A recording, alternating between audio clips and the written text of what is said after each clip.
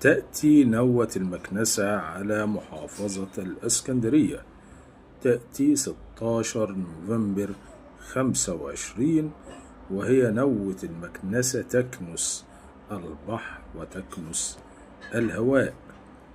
تعتبر من النواة الشتوية شديدة الأمطار والأكثر خطورة تجاه الرياح، تهب خلالها رياح شمالية غربية قوية، ما يفسر تسميتها بالمكنسة لكثرة الأتربة والأمواج العالية. وتأتي بعدها نوة باقية المكنسة، تتبعها نوة أخرى تسمى باقية المكنسة في نهاية نوفمبر نحو 22 نوفمبر 25، تستمر 4 أيام، ولكن برياح جنوبية غربية ممطرة وعواصف.